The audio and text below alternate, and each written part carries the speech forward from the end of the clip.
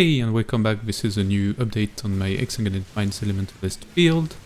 So yeah, I've got all my Voidstones now and down my first T17 Boss. So of course I've made tons of character optimizations on the way. I've reached more than 30 million DPS on Reap, more than 15 on Exsanguinate.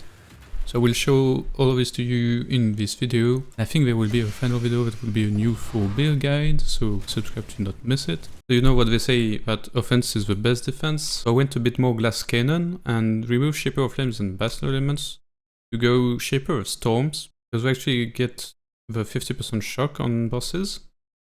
And then Bringer of Runes allow us to run both Herald of Ash and Purity and buff their effect. Then I removed this whole part of the tree to go down in the area here. We can grab these nodes, which are really good to gain Fizz damage as extra cold, and the Fizz conversion mastery is here now. With a bit more levels and better gear, I will be able to cap suppress spell damage chance. Without these nodes, I think it's not worth it to go Armour, because Armour works on smaller hits, and this conversion of physical to fire would make Armour mitigate over the smaller portion of physical damage. So I think with this setup it's best to go the classic Evasion and Energy Shield with Suppress Spell when possible. So a new find with a new Infamous modifiers from the Infamous Mercenaries. There is this skills used by your traps and mines chain 2 additional times, which means with Exsanguinate you do not need chain support for it to chain. So that's a huge DPS boost, of course, because we get one link. And also it makes switching with Reap much easier, since we don't have a chain support to swap. I have an Earner implicit on the gloves, and I proc it through a brand that casts Reap for blood charges. And I invested in a +1 to Socketed Strength Gems chest. It's not the best, it would be nice to have a lot of evasion rating and energy shield. And also this comes from an influenced mode, so I cannot put implicits of Searing Exarch and Ethereal Worlds on it. But it is possible and better to find the same mod that comes from Delve, and then you can get influence. And if you can grab some spell suppress chance on it, that will help a ton with reaching 100%. And another thing I have to work on is replacing the Taming ring with a Circle of Guilt. The reason is we don't ignite anymore since we don't have Shaper of Flames. And I should also replace Sadist. So it might be better to get a physical damage large cluster now. I have to double check on POB, but yeah, I will have to replace some rares for more resistances, because Taming gives more than 30% all elemental resistances. Another thing is that I started overthrowing, which means that you reach the cap of the maximum mines that you can throw in a normal setting, not right now. I would hate that because I have so much mine throwing speed. So I removed those 2 points and I've pathed like this, so that we get 3 more maximum mines at a time, and also 70% detonation speed, as well as getting quality on your automation and detonate mines gems.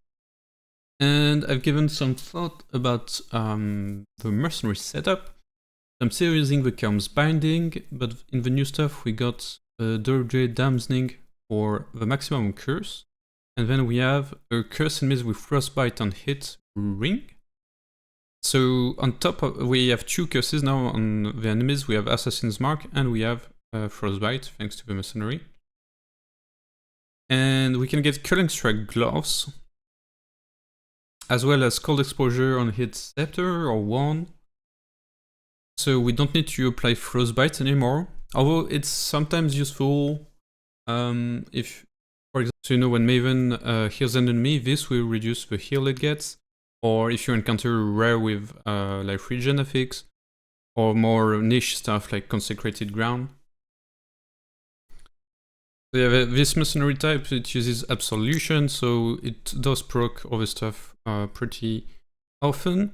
And I've seen the Fallen Bishop, I think, has a very high curse limit, because sometimes the bosses have a ton of different curses on them. I'm not sure which exactly. And yeah, my Mercenary hasn't died in forever. I just cap his resist and is good to go. I have experimented a bit with Petrified Blood, but I need to give it more thought. It could be worth it with a Prism Guardian shield, so that we can run more auras more easily, like Grace Aura. But losing the shield slot is pretty bad, and it requires more passive points, because you want to grab some damage recoup, and Path here for Pain Attunement. And we are pretty socket starved already. So now that the T17 Boss is down and I have all my slots, I'm gonna focus on testing farming methods. I already tried some.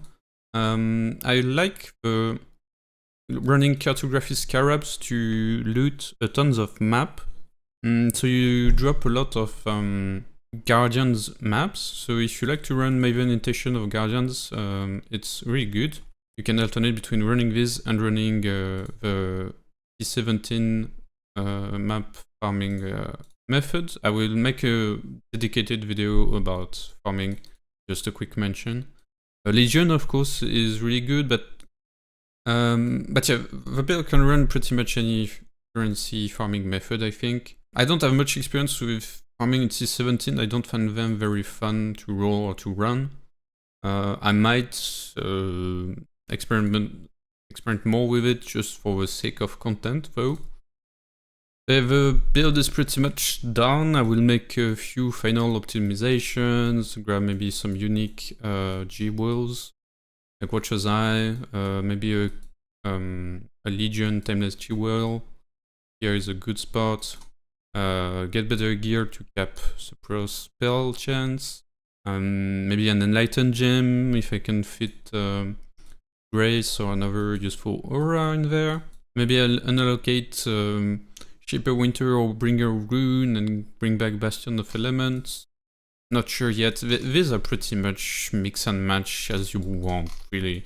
If I make a new video about the build, it will probably be a new full build guide after my league starting and min-maxing experience now. I would really like if you comment about any problems you encounter with the build or any questions about it, or just simply in general to help me for the future videos.